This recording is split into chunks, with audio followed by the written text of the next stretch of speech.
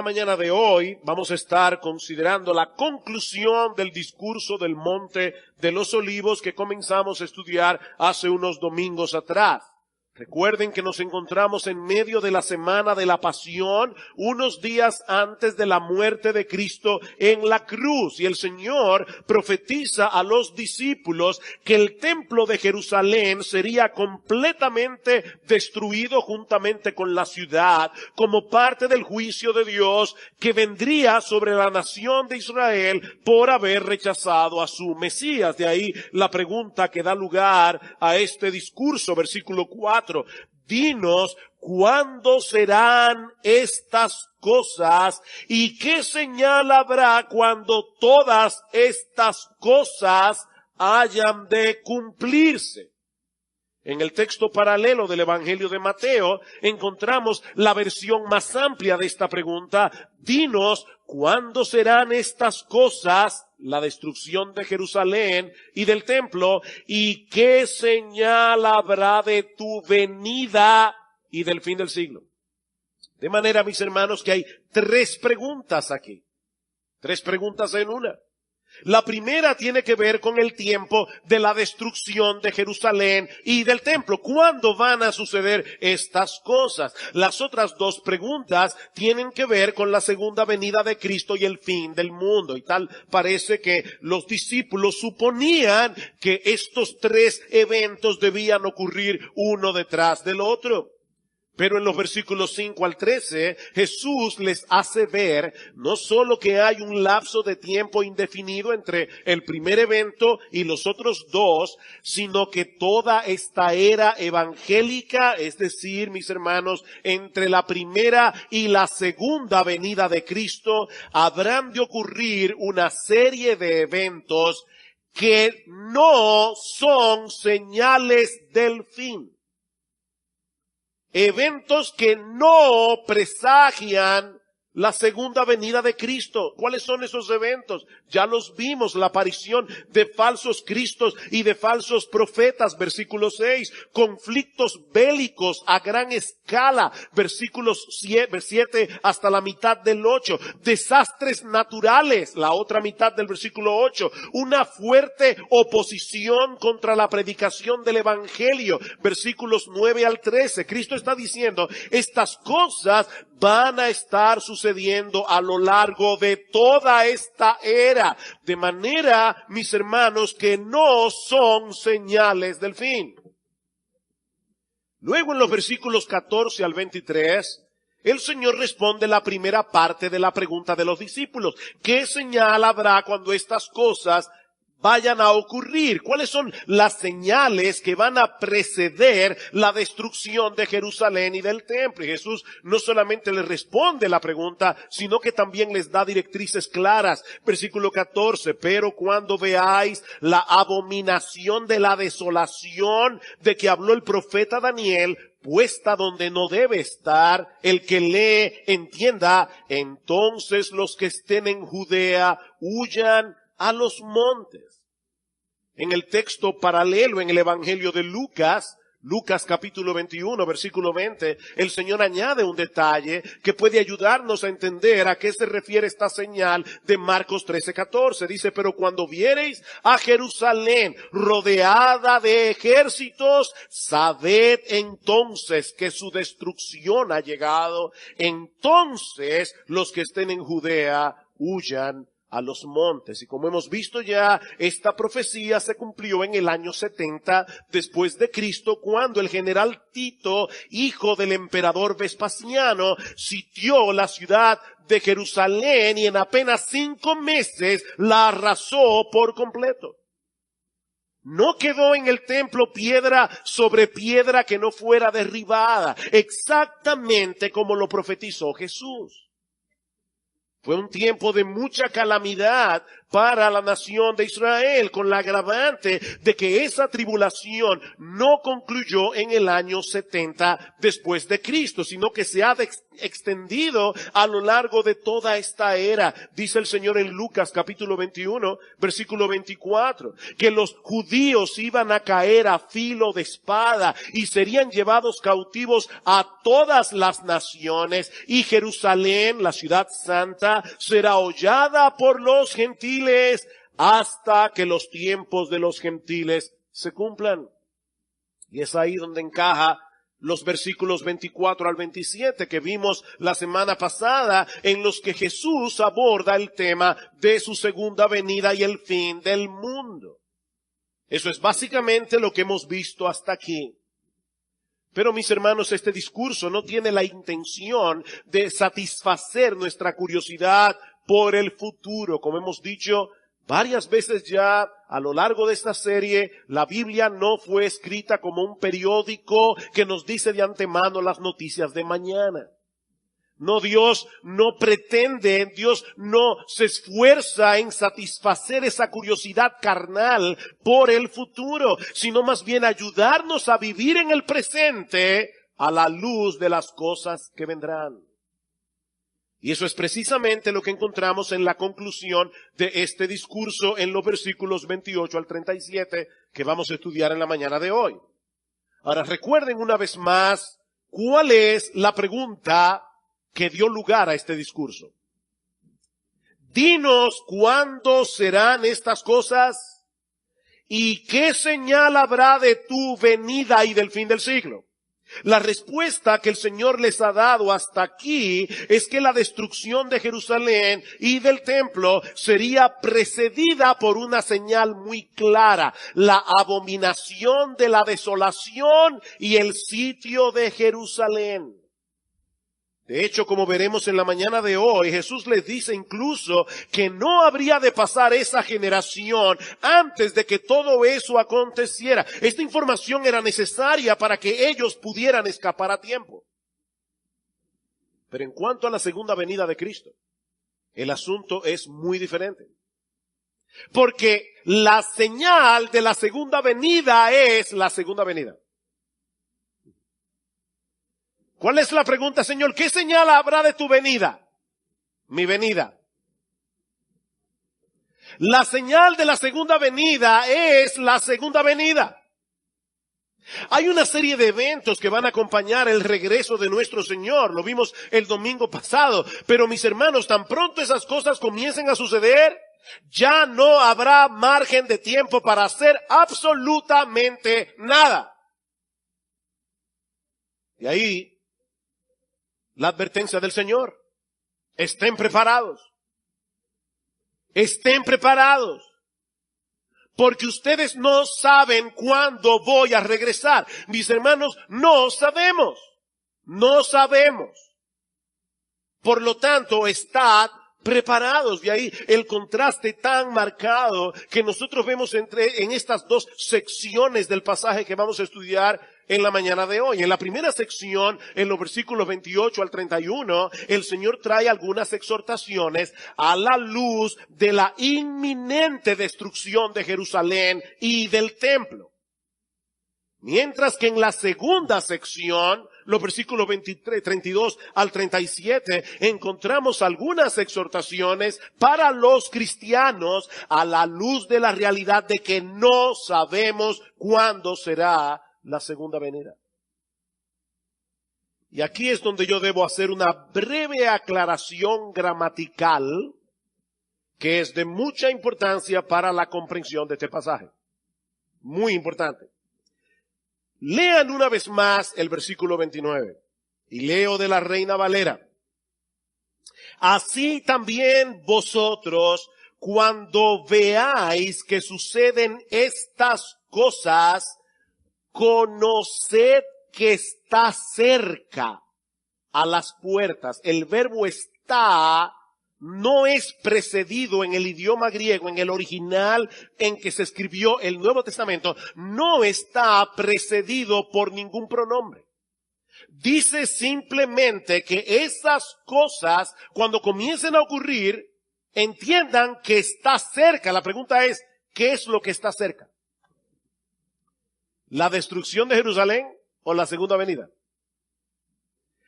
La Biblia de las Américas, los traductores de la Biblia de las Américas, decidieron colocar el pronombre él, que él está cerca, como si estuviera hablando de la segunda venida de Cristo.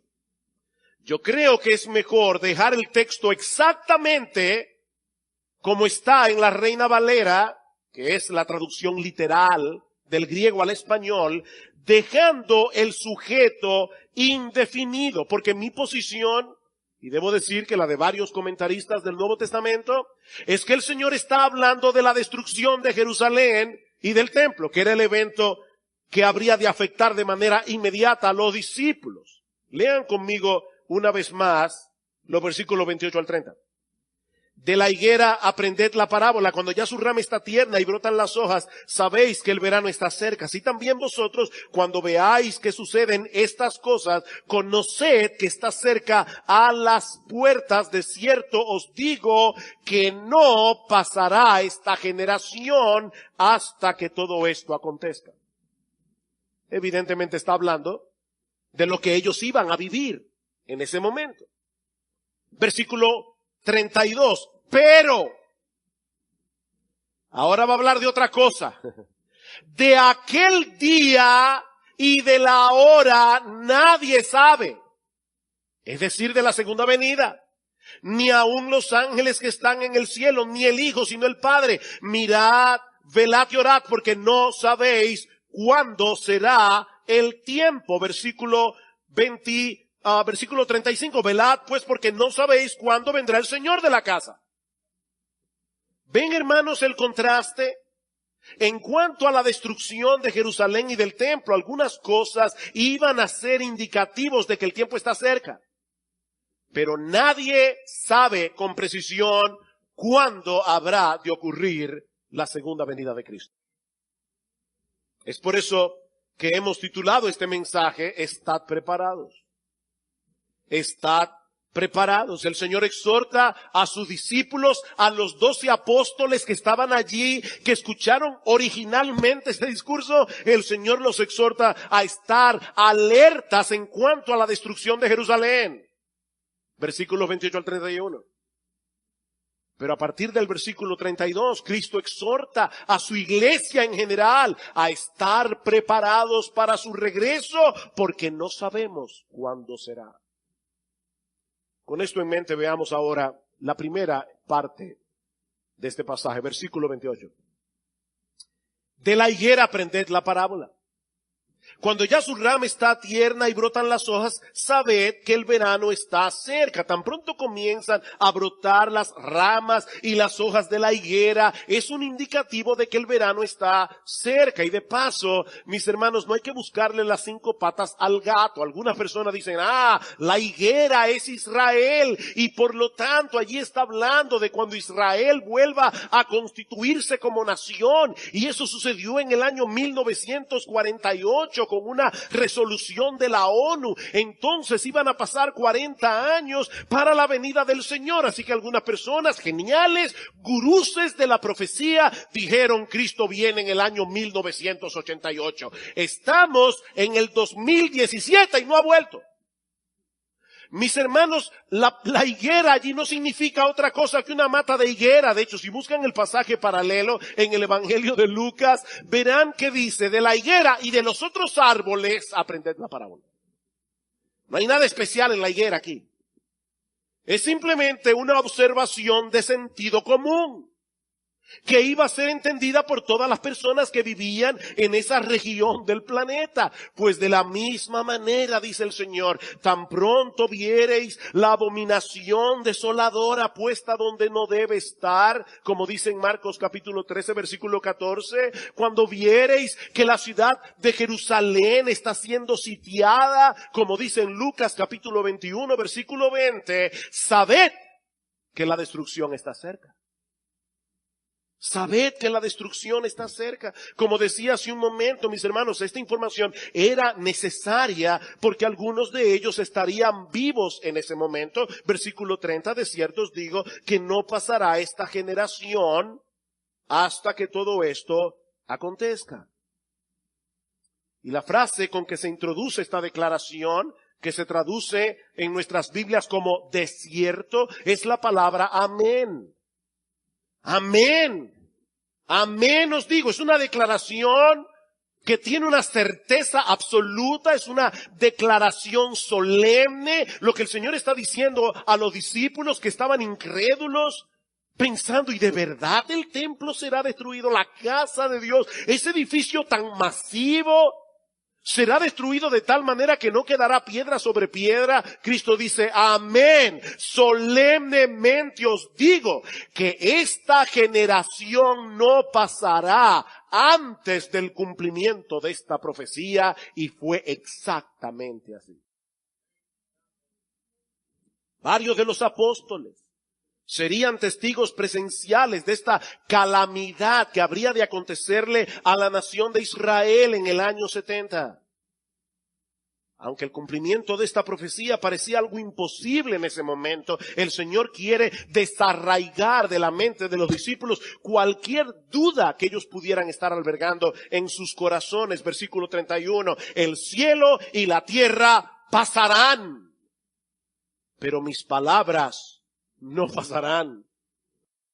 ¿A ustedes les parece de verdad increíble que el templo sea destruido?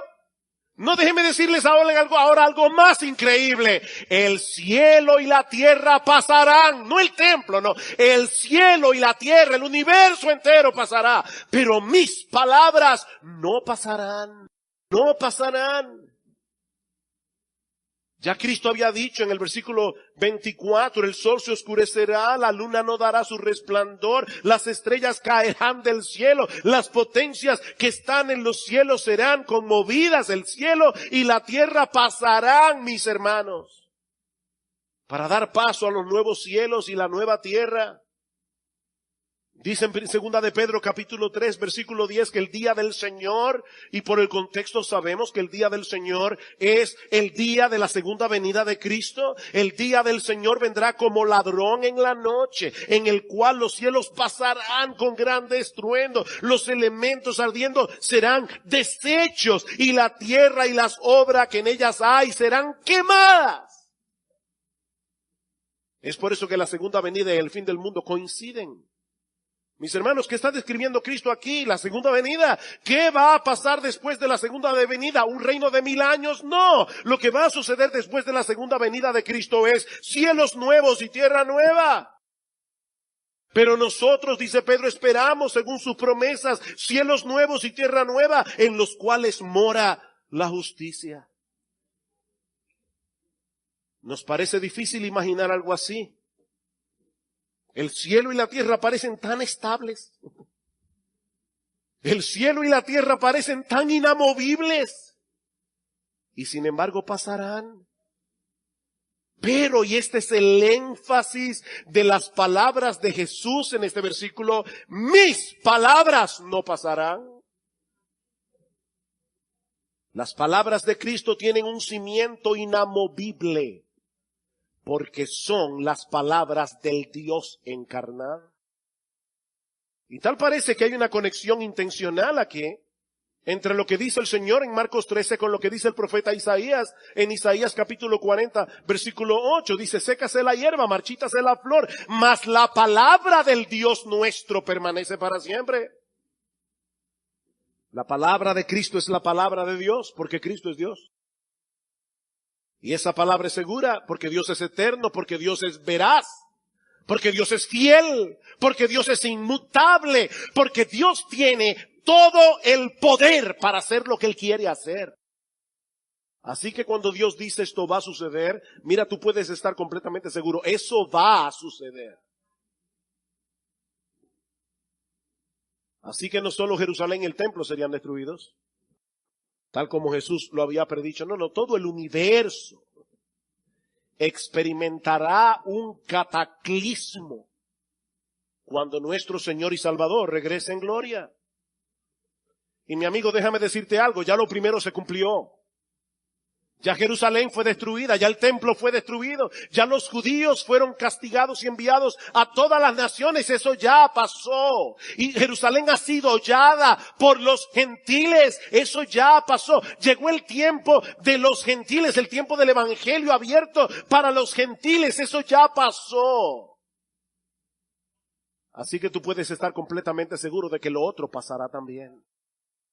Nuestro Señor Jesucristo volverá.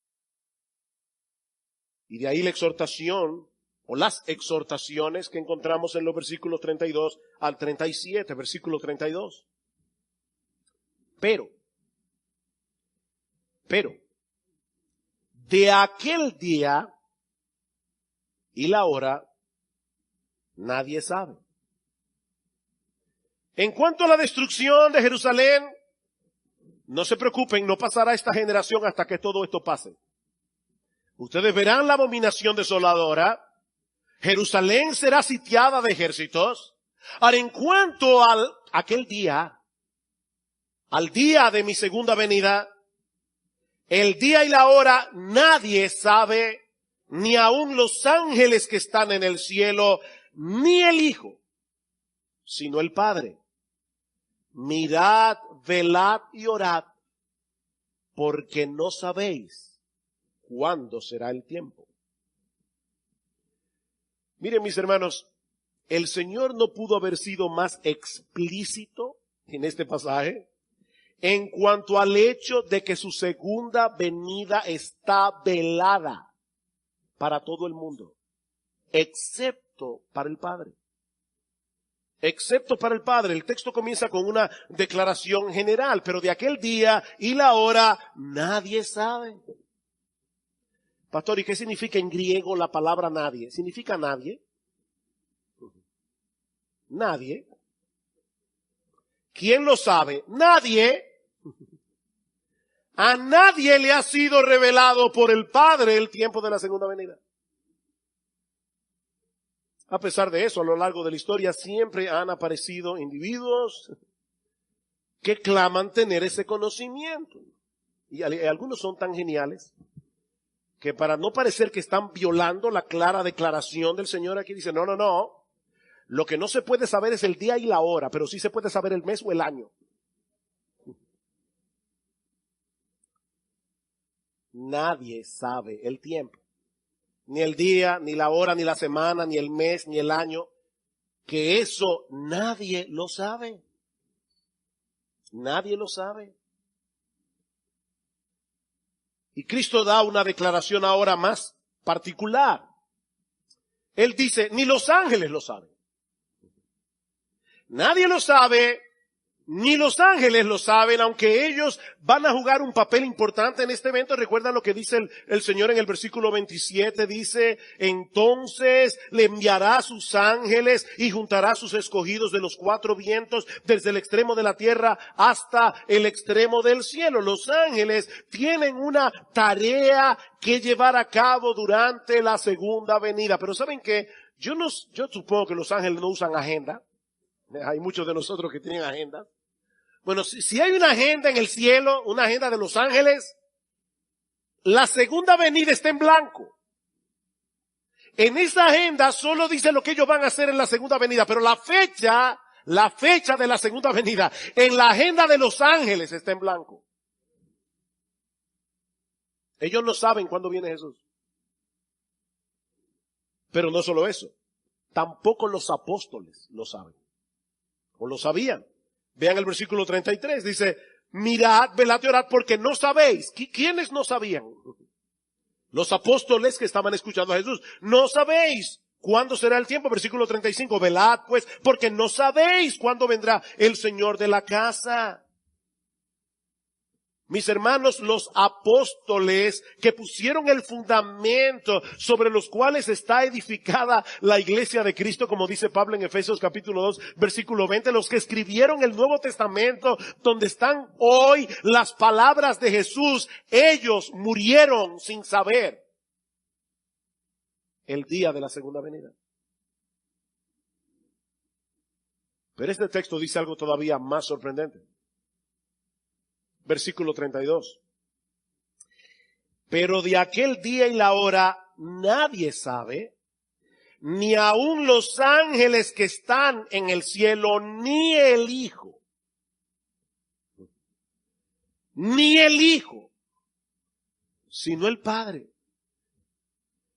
Wow, el Señor acaba de afirmar en el versículo 31 que sus palabras no pasarán. O sea, Él acaba de equiparar sus palabras a las palabras del Padre, pero ahora nos dice en el versículo siguiente que a Él no le fue revelado el tiempo de su segunda venida. ¿Cómo podemos explicar esto? Mis hermanos, esta declaración no debiera ser tropiezo para nadie que acepte la doctrina bíblica de la encarnación, de la segunda persona de la Trinidad. Mis hermanos, cuando Dios el Hijo aceptó la voluntad del Padre de venir a salvarnos, Él tuvo que asumir una naturaleza humana semejante en todo a la nuestra, pero sin pecado. Cristo era 100% Dios y 100% hombre. Él poseía en su persona todas las características que hacen que Dios sea Dios y todas las limitaciones que son propias del ser humano. Una sola persona, dos naturalezas. Sin mezcla, sin confusión, Cristo era Dios y era hombre. Eso es un misterio, mis hermanos. Pero eso es lo que se revela claramente en las Escrituras del Nuevo Testamento. Cristo no se hizo menos Dios al hacerse hombre, pero tampoco era una especie de Superman por el hecho de que era Dios. No, mis hermanos. Él se hizo hombre con todo lo que eso implica, excepto el hecho de que Él nunca pecó. Porque de no haber sido así, Él no habría podido dar su vida por nosotros en la cruz del Calvario, porque Dios no puede morir. Dios no puede morir. Pero el Señor Jesucristo expiró en la cruz. No fue un simulacro de muerte lo que Él experimentó allí. No. Jesús experimentó una muerte real y verdadera como cualquier otra muerte. Predicando en el pórtico de Salomón, en Hechos capítulo 3, versículo 15, Pedro acusa a los judíos de haber matado al autor de la vida. Ese texto siempre me ha chocado. Ustedes mataron al autor de la vida. ¿Cómo puede ser posible que simples criaturas del polvo hayan podido matar al que creó todas las cosas, incluyendo la vida misma? Mis hermanos, la naturaleza humana que asumió el Hijo de Dios era humana, era verdaderamente humana. Y los seres humanos mueren. Y los seres humanos no lo saben todo. Es en su condición de humillación que Cristo afirma en este pasaje no conocer el tiempo de su venida. Mis hermanos, en su condición humana, Jesús conocía únicamente lo que el Padre quiso que Él supiera. ¿Vieron eso? En su condición humana, Jesús, el Hijo de Dios, sabía únicamente lo que el Padre quería que Él supiera. Hasta ese punto de dependencia y de humillación llegó el Hijo de Dios al encarnarse. Juan capítulo 12, versículo 49. Porque yo no he hablado por mi propia cuenta. El Padre que me envió, Él me dio mandamiento de lo que he de decir y de lo que he de hablar. Wow. El Padre me dijo, mira, mi hijo, esto es lo que tú vas a decir cuando estés en la tierra. Hasta ese punto de dependencia, de obediencia, de humillación, llegó el Hijo de Dios para salvarte a ti y a mí. Más adelante, Juan capítulo 15, versículo 15. Escuchen este versículo con atención. Dice el Señor a sus discípulos, ya no os llamaré siervos, porque el siervo no sabe lo que hace su Señor, pero os he llamado amigos, porque todas las cosas que oí de mi Padre os las he dado a conocer. Y el tiempo de su segunda venida no fue una de esas cosas. El Padre no le reveló eso a Jesús durante su encarnación. Y, hermanos, esto es una lección para nosotros en cuanto a la aceptación de la voluntad de Dios. Porque no vemos en la Biblia a Jesús diciendo, Padre, por favor, es mi segunda venida, es el tiempo de mi glorificación, por favor, dime un tips de cuándo es. No, el Padre le dijo, tú no tienes por qué saber eso.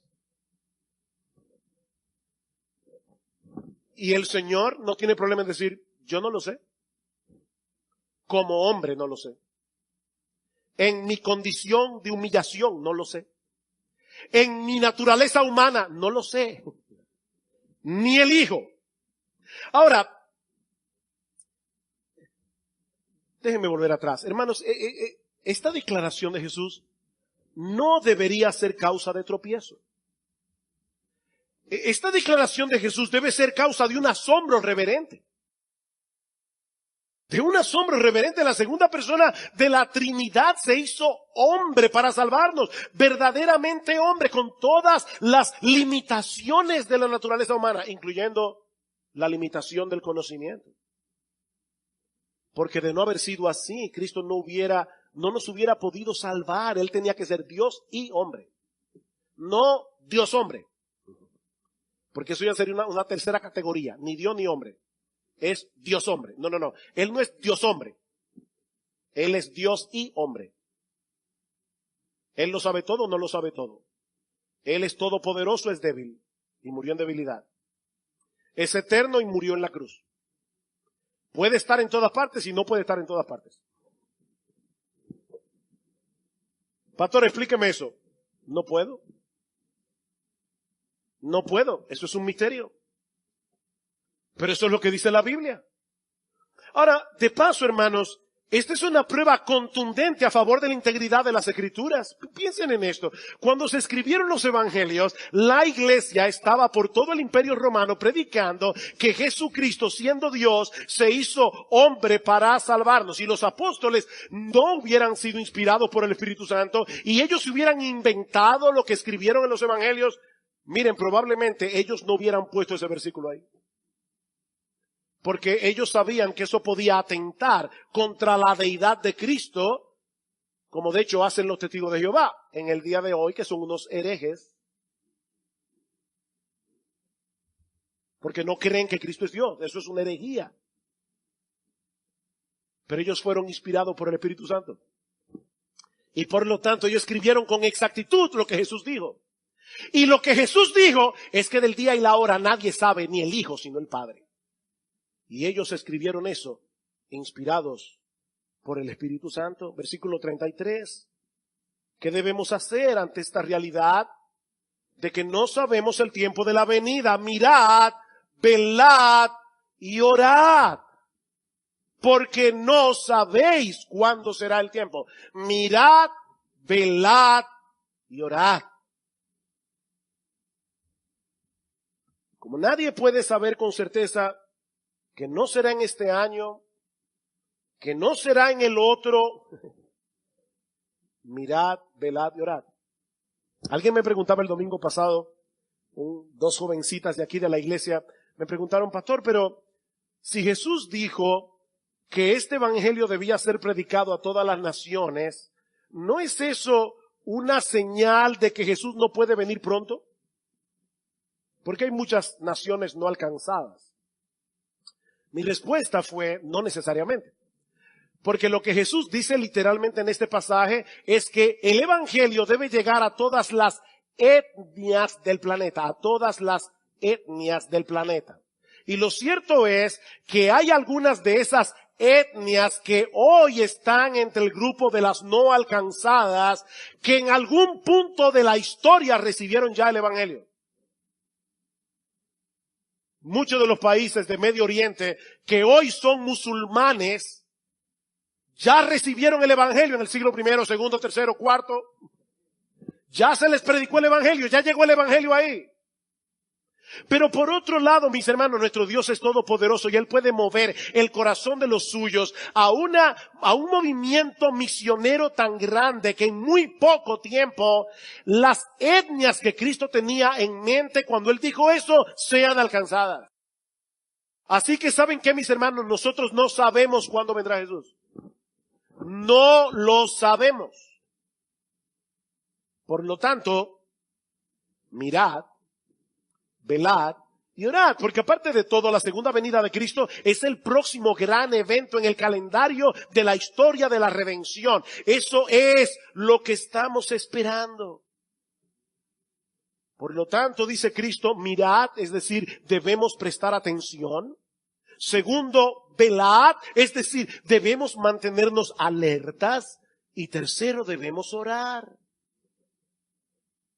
La palabra que se traduce aquí como velar es lo contrario de estar dormidos. Mis hermanos, ¿qué es lo que pasa cuando nosotros estamos dormidos? Que perdemos contacto con la realidad, ¿no es así? Tú estás dormido. Un individuo puede tener un mal matrimonio, puede tener un montón de deudas, puede ser que mañana lo boten del trabajo, pero si él logra conciliar el sueño, él pierde contacto con esa realidad. Los problemas siguen ahí, pero él está durmiendo. Él está durmiendo. Si es que puede dormir, ¿verdad? Siempre me acuerdo del individuo aquel que tenía un montón de deudas y le preguntaron, ¿y tú cómo duermes? Dice, yo cada noche como un bebé. ¿Y cómo es eso? Dice, me despierto cada 3 horas llorando. Eso no es lo que hacen los bebés. Pero si puede conciliar el sueño, aunque los problemas siguen ahí, él pierde contacto con la realidad. Mis amados hermanos, miembros de Iglesia Bíblica del Señor Jesucristo, eso es precisamente lo que ocurre con aquellos que están dormidos espiritualmente. Están rodeados de peligros, peligros que amenazan su vida espiritual, peligros que amenazan su utilidad en el reino, pero ellos están ajenos a esa realidad. Ellos están durmiendo. De ahí la exhortación de Jesús. Presten atención, despiértense de ese sopor espiritual. Y es importante, hermanos, notar que estas 3 palabras, mirad, velad y orad, están en presente imperativo. ¿Y eso qué significa? Primero, que es una orden, y en segundo lugar, que implican un esfuerzo consciente y constante de nuestra parte. Esto no se hace por inercia. Esto es algo, mi amado hermano, mi amada hermana, que tú y yo tenemos que hacer de manera intencional. Debemos hacer esto de manera intencional. Es por eso que la oración está incluida aquí, porque es imposible evitar las distracciones del mundo si no es en dependencia del Espíritu de Dios. Oren. Oren, mis hermanos, nosotros debemos vivir a la espera del regreso de nuestro Señor. Nosotros debemos colocar ese evento en letras rojas en todas las páginas de nuestra agenda. Tú tienes una agenda, ponlo ahí en el tope, en letra roja. Cristo viene, Cristo viene, Cristo viene. Todos los días de tu agenda, Cristo viene. Y yo estoy aquí para esperar a mi Señor. Versículo 34. Es como el hombre que yéndose lejos dejó su casa y dio autoridad a sus siervos y a cada uno su obra, y al portero mandó que velase. Velad pues, porque no sabéis cuándo vendrá el Señor de la casa, si al anochecer o a la medianoche o al canto del gallo o a la mañana, para que cuando venga de repente no os halle durmiendo. Y lo que a vosotros digo, a todos lo digo. Velad. velad. ¿Se dan cuenta cómo se resaltan aquí las mismas cosas otra vez? No sabemos cuándo viene Jesús y su venida será repentina. ¿Vieron eso? Para que cuando venga de repente, no os halle durmiendo. Cada uno debe mantenerse espiritualmente despierto para poder hacer lo que Cristo le encargó que hiciera de acuerdo a sus dones, de acuerdo a sus oportunidades. Mi hermano, tú fuiste salvado por Cristo para hacer algo. Él te dio dones. El papá de una hermana de nuestra iglesia tenía una empresa que era vigilada por 2 guardianes nocturnos. Como él no quería que se durmieran, y de paso yo no estoy haciendo aquí un juicio de valor sobre este hecho, pero como él no quería que se durmiera, me contaba esta hermana que su papá instaló un sistema en los 2 extremos del área que ellos debían vigilar, y ellos tenían que moverse todas las noches y ponchar tarjeta cada 15 minutos.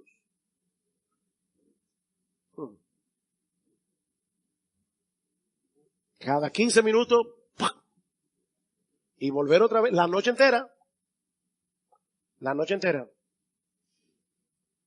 ¿Saben qué, mis hermanos? Nuestro Dios en su gracia ha instalado un sistema para que tú y yo nos mantengamos despiertos. Espiritualmente despiertos.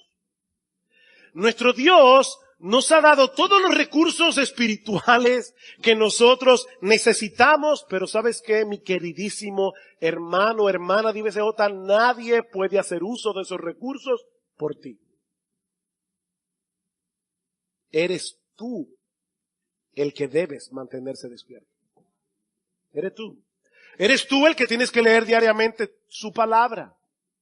Porque la palabra es lo que nos da una dosis de realidad. La palabra de Dios. Nosotros tendemos como a ser pajaritos en el aire, pero la palabra de Dios nos aterriza. Sed sobrios y velad, porque vuestro adversario, el diablo, como león rugiente, anda alrededor buscando a quien devorar. Sed sobrios. Tengan buen juicio. Porque estamos en una batalla y el enemigo que tenemos en contra es un enemigo formidable. Sed sobrios. No estamos en un picnic en el Parque Mirador. Estamos en un campo de batalla. No aflojes tu fusil y no te duermas. Que te pueden dar un tiro en la cabeza cuando menos te lo esperas. Sed sobrios y orad, porque es a través de la oración que nosotros obtenemos la ayuda necesaria para enfrentar al enemigo. Mi hermano, ¿tú quieres permanecer despierto? Mantente cerca de la palabra, mantente cerca de la oración, porque no hay otra manera. Pero tampoco te alejes de la iglesia. Tampoco te alejes de la iglesia. Hay muchos que creen que pueden vivir sus vidas cristianas independientes de los demás. Pero mis hermanos amados, Dios no diseñó la vida cristiana para que funcione en aislamiento. Dice el autor de la carta a los Hebreos, y está advirtiendo precisamente en contra de la apostasía, dice: mantengan firme y sin fluctuar la profesión de nuestra esperanza, porque fiel es el que prometió. ¿Saben lo que dice inmediatamente después? Y consideremos unos a otros para estimularnos al amor y a las buenas obras, no dejando de congregarnos como algunos tienen por costumbre, sino exhortándonos, y tanto más cuando veis que aquel día se acerca. Ante la realidad de que nos acercamos cada vez más al encuentro de nuestro Señor, no dejemos de congregarnos. Para que podamos estimularnos unos a otros al amor y a las buenas obras, necesitamos el cuerpo de Cristo para mantenernos alertas, para mantenernos despiertos. Necesitamos exponernos a la predicación de la palabra. Necesitamos exponernos a las ordenanzas del Señor, como lo haremos esta noche, celebrando la Santa Cena. Oh, mis hermanos, despojémonos de todo peso y del pecado que nos asedia, para que podamos seguir corriendo con paciencia la carrera que tenemos por delante, porque muy pronto veremos a nuestro Señor. Despierta, mi hermano, si estás durmiendo. Despierta. Mantente alerta si estás despierto. Pero no dejes de velar. Coloca delante de tus ojos ese día señalado en la agenda de Dios, para que nada te distraiga. Cristo viene. Oh, Cristo viene. Y levantarse cada mañana diciendo, ojalá fuera hoy. Ojalá fuera hoy. Hay veces que por razones ministeriales uno tiene que salir de viaje sin la esposa. Y cuando ya se acerca el día del vuelo de regreso a casa, uno está a veces tan emocionado por volver a casa y ver a la familia que uno no puede dormir. ¿No les ha pasado eso? Uno no puede dormir. Nuestro bendito Señor vuelve. Y nosotros estaremos para siempre con Él. Dice en Hebreos capítulo 9, versículo 28, que Cristo, habiendo sido ofrecido una vez para llevar los pecados de muchos, aparecerá por segunda vez sin relación con el pecado, para salvación de los que ansiosamente le esperan, dice el texto literalmente. Los que ansiosamente le esperan. Ese tipo de espera es lo opuesto al olvido. Ese tipo de espera es lo opuesto a la apatía. Es lo opuesto al descuido. Es lo opuesto a la distracción. Y yo te pregunto, mi amado hermano, ¿estás esperando ansiosamente a tu Señor? Ansiosamente. Aguardando intensamente ese bendito día en que nos encontraremos con Él y veremos su rostro. ¿O te has dejado arropar por el olvido, la apatía, el descuido, la distracción por las cosas de este mundo?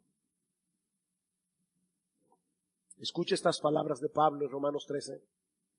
Y esto conociendo el tiempo, que es ya hora de levantarnos del sueño, porque ahora está más cerca de nosotros nuestra salvación que cuando creímos. La noche está avanzada y se acerca el día. Desechemos pues las obras de las tinieblas y vistámonos las armas de la luz. Andemos de día honestamente, no en glotonerías y borracheras, no en lujurias y lascivias, no en contiendas y envidias, sino vestíos del Señor Jesucristo y no proveáis para los deseos de la carne. Despierta, mi hermano, deja esa mundanalidad. Desconéctate de todo eso que está adormeciendo tus sentidos espirituales. Y espera ansiosamente la venida de tu Señor. Y si tú estás aquí sin Cristo en esta mañana, yo quiero exhortarte a que te ampares en su gracia perdonadora, porque mi amigo, todavía estás a tiempo. Cristo es y seguirá siendo un gran Salvador hasta que Él regrese en gloria. Pero aquellos que sean encontrados impenitentes en el día de su venida, entonces tendrán que comparecer delante de Él, ya no como un Salvador, sino como un juez. Oh, mi amigo, que no te quepa la menor duda de que todas las profecías de la segunda venida de Cristo se van a cumplir. Así como se cumplieron todas las que tenían que ver con su primera venida. Pero lamentablemente muchos estarán distraídos hasta que sea demasiado tarde. Dice Jesús en Mateo 24, mas como en los días de Noé, así será la venida del Hijo del Hombre. ¿Ven, hermanos? No es una venida secreta, es tan pública como el diluvio, como en los días de Noé. Así será la venida del hombre, porque como en los días antes del diluvio estaban comiendo y bebiendo, casándose y dando en casamiento, nada malo, todo legítimo en sí mismo, pero estaban distraídos en estas cosas. Hasta el día en que Noé entró en el arca y no entendieron hasta que vino el diluvio y se los llevó a todos, así también será la venida del Hijo del Hombre. Oh, mi amigo, que ese no sea tu caso. Que ese no sea tu caso. Ampárate en esa gracia divina que todavía está disponible para ti, viniendo a Cristo en arrepentimiento y fe, para que sean borrados de una vez por todas todos tus pecados y puedas esperar con anticipación tú también la llegada de ese día, sabiendo que cuando Cristo aparezca en gloria, ya no tendrás cuentas pendientes con la justicia de Dios, porque ya Cristo pagó por todas ellas en la cruz del Calvario.